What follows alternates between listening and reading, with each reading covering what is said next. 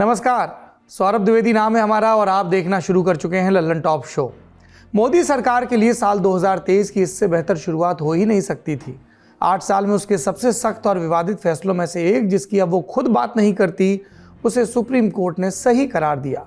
8 नवंबर 2016 को ही नोटबंदी को सुप्रीम कोर्ट की संविधान पीठ ने 4-1 के मत से वैध मान लिया। सुनवाई के दौरान बार बार सरकार की तरफ से दलील दी गई कि सुप्रीम कोर्ट में नोटबंदी को जिन दलीलों के आधार पर चुनौती दी गई वो महज एक एकेडमिक एक्सरसाइज है, सादी भाषा में मत कही, जिसमें रस तो लिया जा सकता है लेकिन उसके नतीजे में कुछ हासिल नहीं होगा। और अंततः सरकार ये साबित करने में सफल भी रही कि उसने जो किया वो विधि सम्मत भी था। लेकिन इसका मतलब ये नहीं कि नोटबंदी पर अब बात नहीं हो सकती। नोटबंदी कैसे हुई, उसके वास्तविक लक्ष्य क्या थे और क्या जो लक्ष्य बताए गए वो पूरे हुए, और जस्टिस नागरत्ना ने जो असहमति दर्ज कराई है उसके मायने क्या है। सुप्रीम कोर्ट के फैसले के बहाने इन सारे सवालों के जवाब नए सिरे से तलाशने की गुंजाइश पैदा होती है। तो आइए जवाबों को तलाशने का सिलसिला शुरू करें लल्लन टॉप शो की बड़ी खबर में।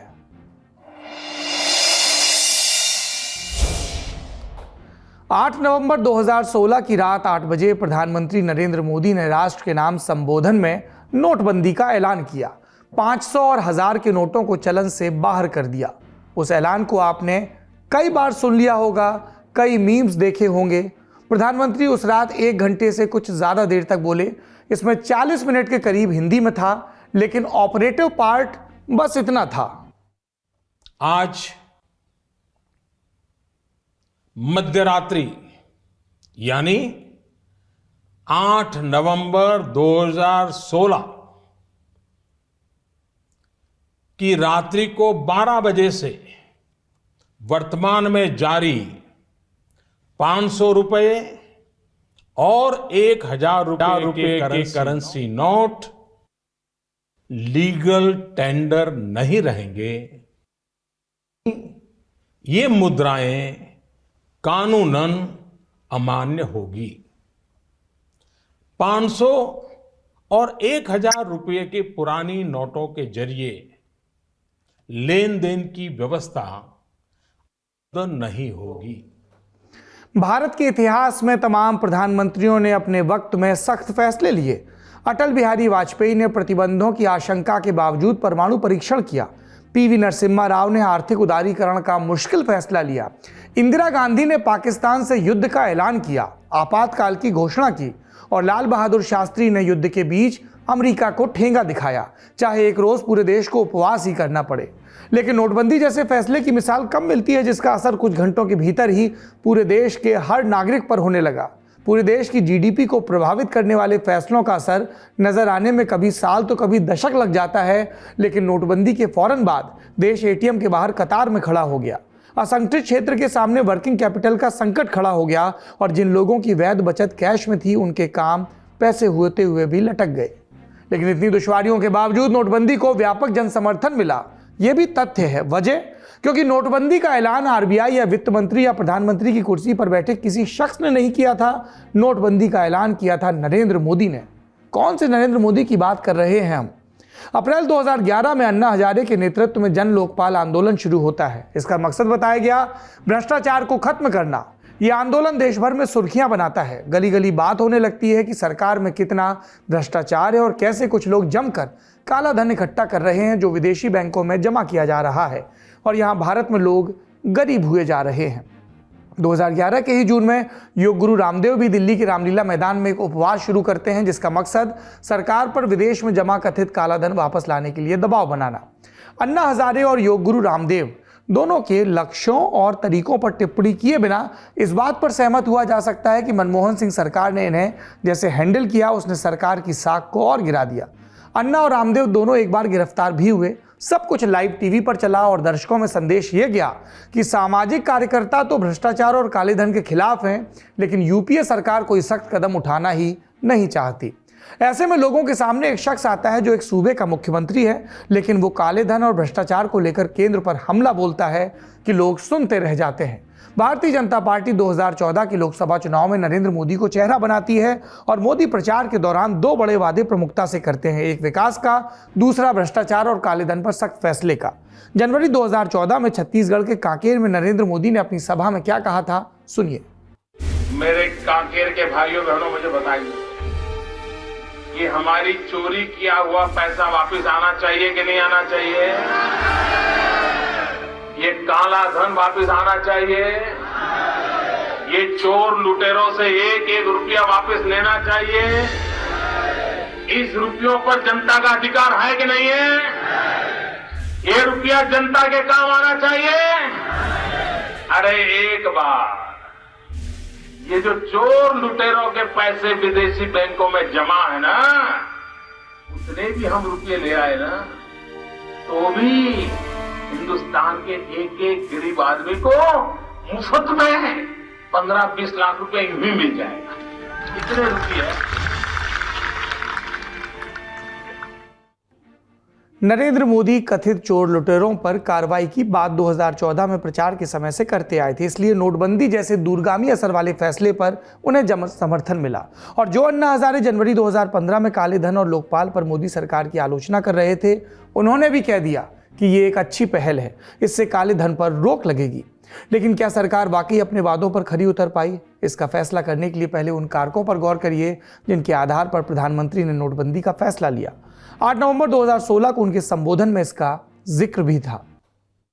इस देश ने यह वर्षों से महसूस किया है कि भ्रष्टाचार, कालाधन, जाली नोट और आतंकवाद ऐसे नासूर हैं जो देश को विकास की दौड़ में पीछे धकेलती है। कि इन आतंकियों को पैसा कहां से मुहैया होता है? सीमा पार के हमारे शत्रु जाली नोटों के जरिए, नकली नोटों के जरिए अपना धंधा भारत में चलाते हैं और यह सालों से चल रहा है। अनेक बार 500 और 1000 रुपये की जाली नोटों का कारोबार इसके करने वाले भी पकड़े गए हैं, लाखों करोड़ों की नोटें भी जब्त की गई हैं। आज देश की मुद्रा व्यवस्था का हाल यह है कि देश में कुल सिक्कों और नोटों की जो मूल्य है उसमें 500 और 1000 रुपया वाले नोटों का हिस्सा लगभग 80 से 90% तक पहुंच गया है। देश में कैश का अधिकतम सर्कुलेशन का एक सीधा संबंध। माने नोटबंदी सिर्फ भ्रष्टाचार और काले धन पर अंकुश के लिए ही नहीं थी, उसे आतंकवाद से भी निपटना था। फिर अपने संबोधन में प्रधानमंत्री महंगाई को काबू करने की बात भी करते हैं, यानी मकसद तो नेक था, लेकिन मकसद का नेक होना एक बात होती है और तरीके का सही होना दूसरी बात। असहमति के स्वर नोटबंदी के ऐलान के साथ ही सुनाई देने लगे। 24 नवंबर 2016 को पूर्व प्रधानमंत्री, रिजर्व बैंक के पूर्व गवर्नर और आर्थिक उदारीकरण वाला बजट पेश करने वाले वित्त मंत्री रहे डॉक्टर मनमोहन सिंह ने राज्यसभा में नोटबंदी को मॉन्यूमेंटल मिसमैनेजमेंट बता दिया था। सुनिए। Rise to highlight some of the problems that have arisen after the decision to demonetize 500 rupees and 1000 rupee currency note. Prime Minister has been arguing that this is the way to curb black money, to prevent growth of forfeited currency note, and also to help in control of terrorist finance activities.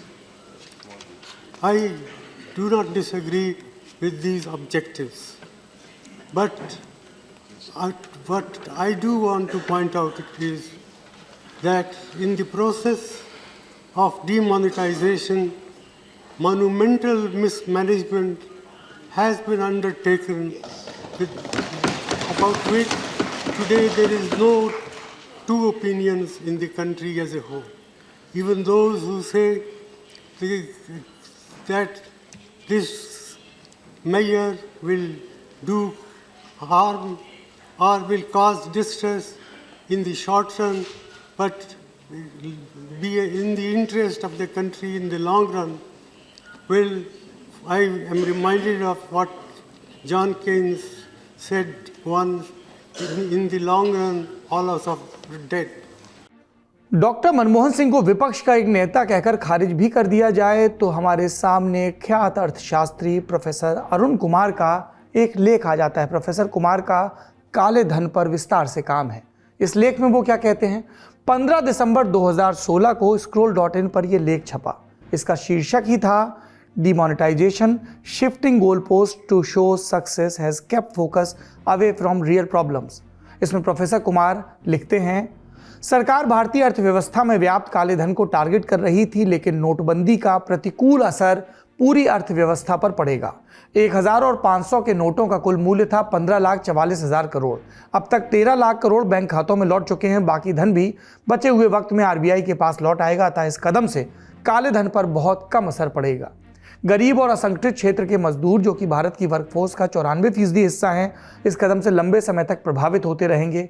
जैसे ये मालूम चला कि black economy या terror financing पर नोटबंदी का असर ना के बराबर होगा, सरकार कैशलेस इकोनॉमी की बात करने लगी, जिससे हर किसी को फायदा होगा क्योंकि लेन देन का रिकॉर्ड रहेगा। लेकिन आयकर विभाग तो एक साल में कुछ लाख मामलों की ही जांच कर पाएगा। वो अचानक करोड़ों लेन देन का ऑडिट करने लगेगा, ऐसी अपेक्षा बेमानी है। ये प्रोफेसर की बात थी। इन सब के बीच जब विरोध के स्वर बढ़ने लगे तो प्रधानमंत्री जनवरी 2017 में एक बार फिर देश से मोहलत मांगते नजर आए। सुनिए। भाइयों बहनों, मैंने सिर्फ देश से 50 दिन मांगे हैं। 50 दिन। 30 दिसंबर तक मुझे मौका दीजिए मेरे भाइयों बहनों। अगर 30 दिसंबर के बाद कोई मेरी कमी रह जाए, कोई मेरी गलती निकल जाए, कोई मेरा गलत इरादा निकल जाए, आप जिस चौराहे में मुझे खड़ा करेंगे, मैं खड़ा होकर के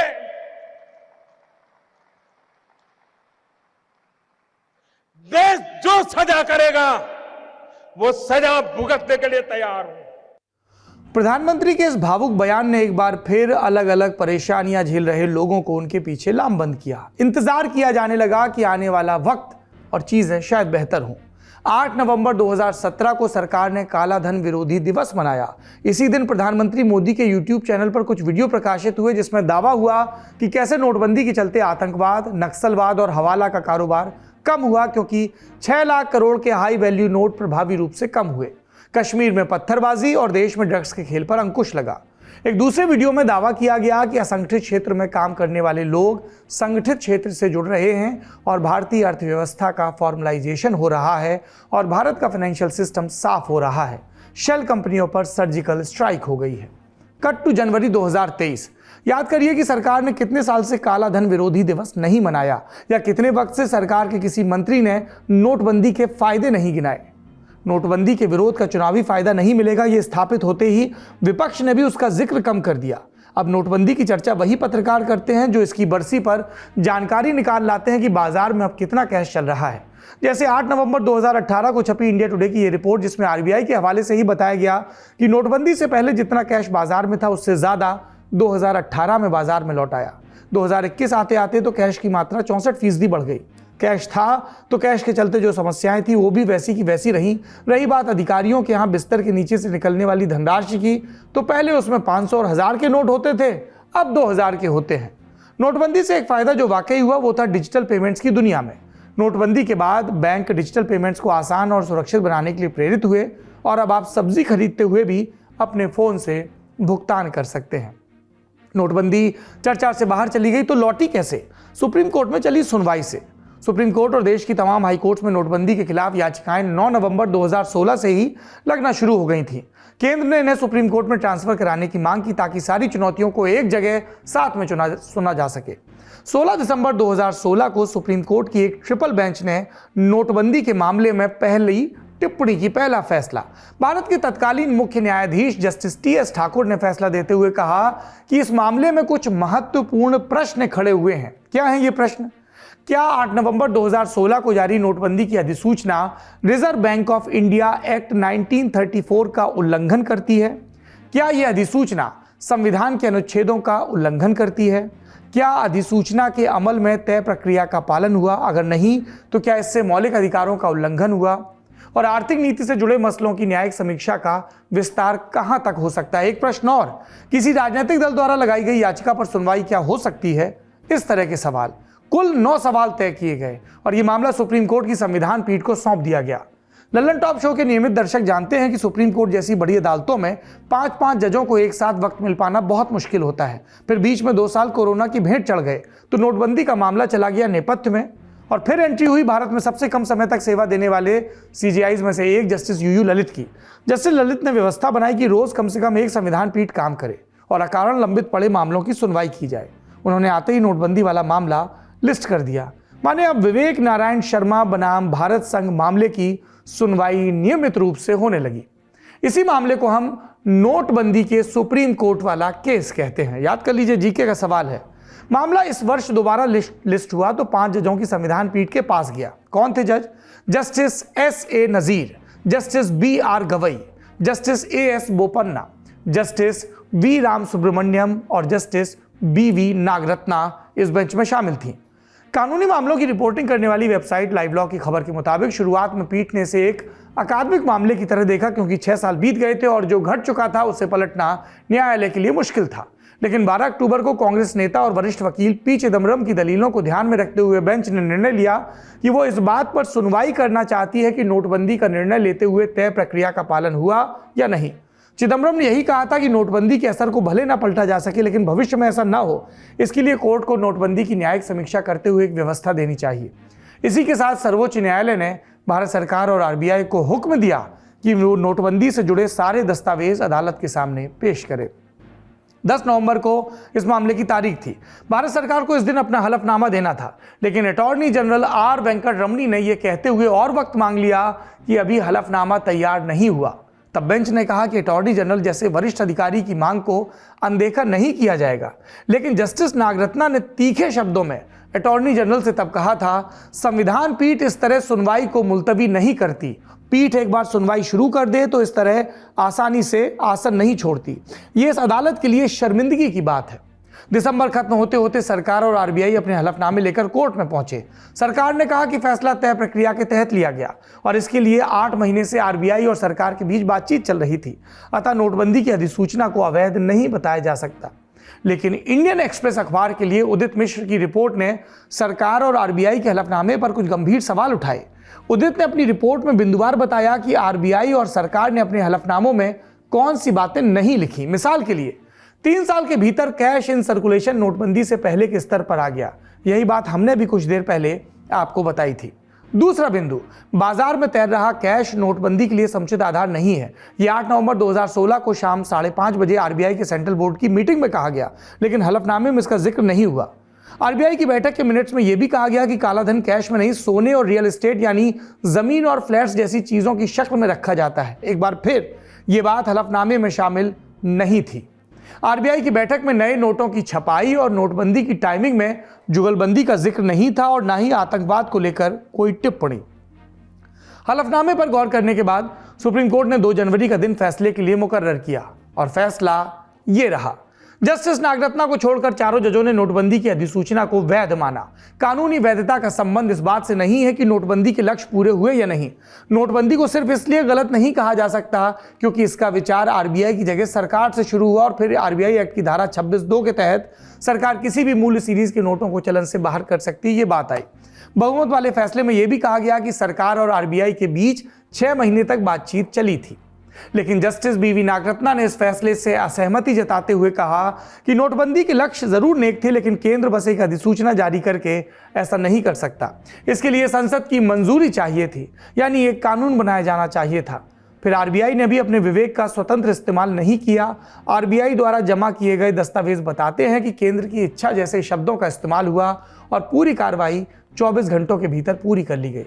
जस्टिस नागरत्ना ने यह भी कहा कि धारा 26(2) के तहत किसी एक सीरीज को चलन से बाहर किया जा सकता है, लेकिन एक मूल्य के सारे नोटों को एक साथ डिमोनेटाइज नहीं किया जा सकता। तो अब नोटबंदी का जिक्र न करने वाली सरकार के पास नोटबंदी का उत्सव मनाने का मौका है और वो ये कह सकती है कि उसके फैसले पर सुप्रीम कोर्ट की मोहर लग गई। सुनिए भाजपा नेता रविशंकर प्रसाद ने क्या कहा।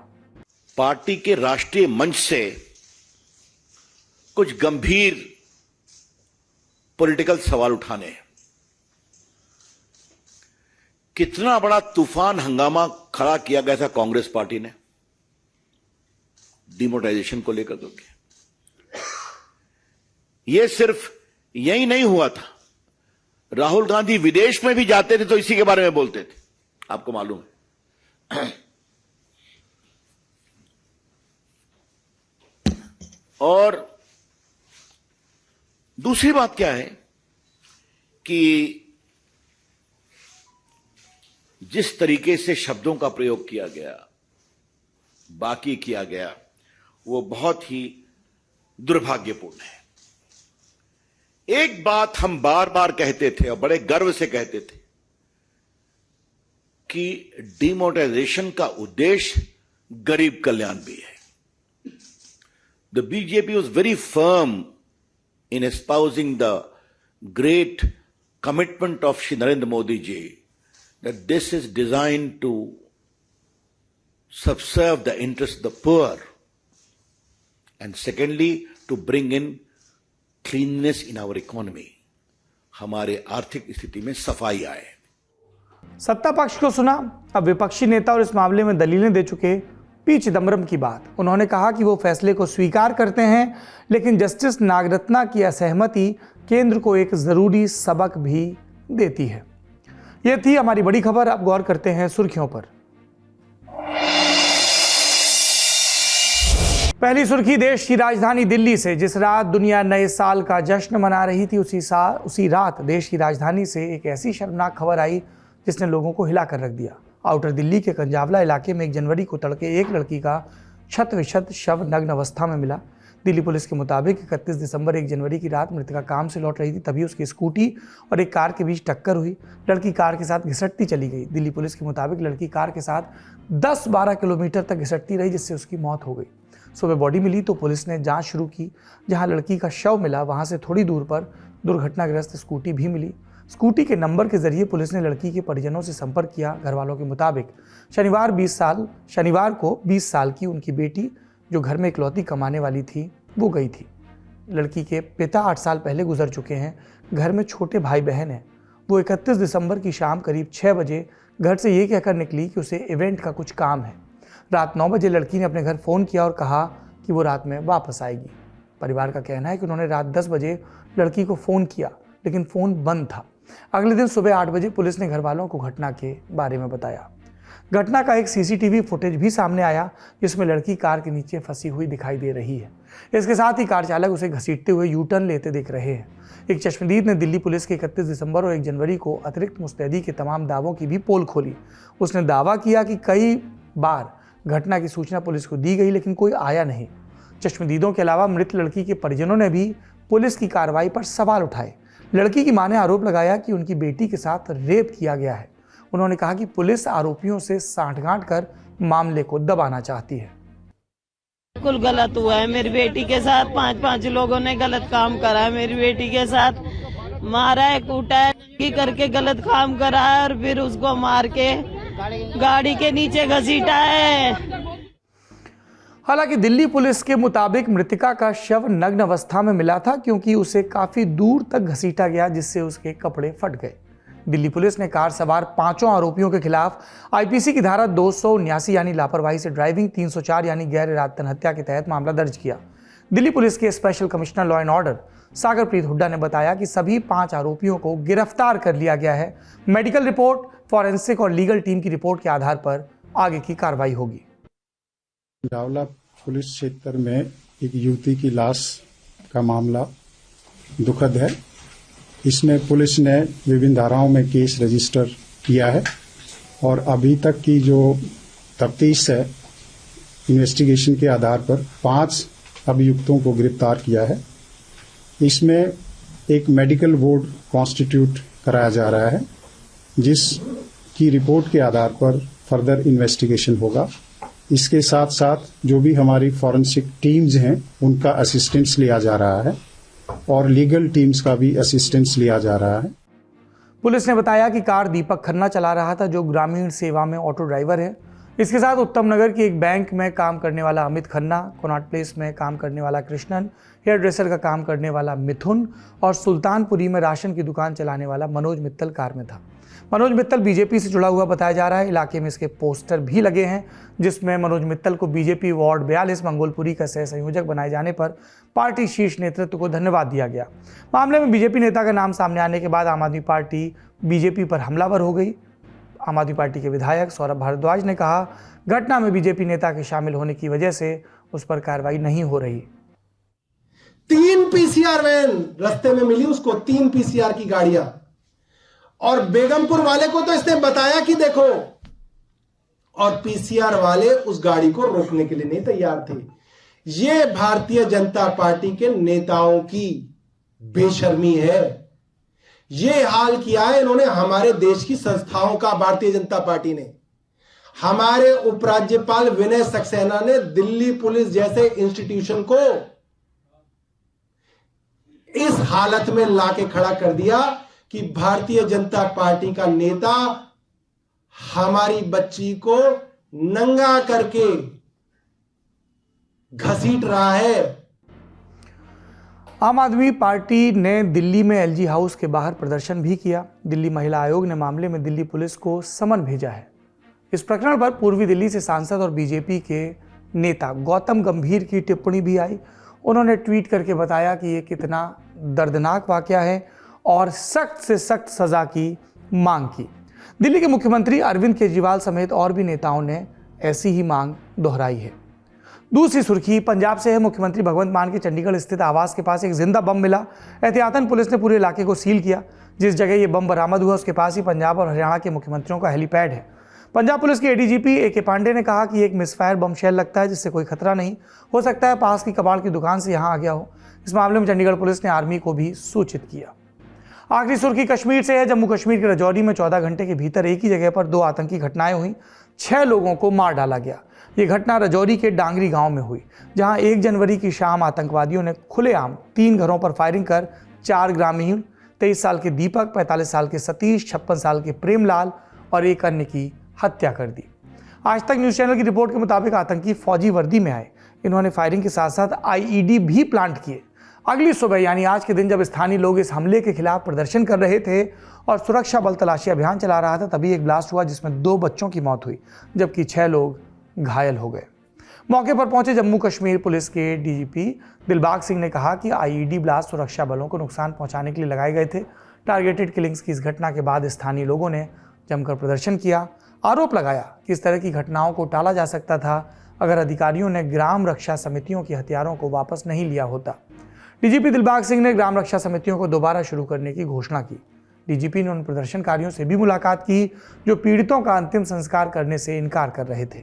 ग्राम रक्षा समितियों को पहली बार 90 के दशक के मध्य में जम्मू के चिनाब घाटी क्षेत्र में स्थापित किया गया ताकि पाकिस्तान प्रायोजित आतंकवादियों से बचाव के लिए ग्रामीणों को प्रशिक्षित किया जा सके। जम्मू कश्मीर के उपराज्यपाल मनोज सिन्हा भी मौके पर पहुंचे और कहा कि डांगरी आतंकी हमले में शामिल लोगों को बख्शा नहीं जाएगा। सिन्हा ने मृतकों के परिजनों को 10 लाख रुपए का मुआवजा और सरकारी नौकरी की घोषणा की। एनआईए की एक टीम भी मौके पर जांच के लिए पहुंची है। ये था आज का लल्लन टॉप शो।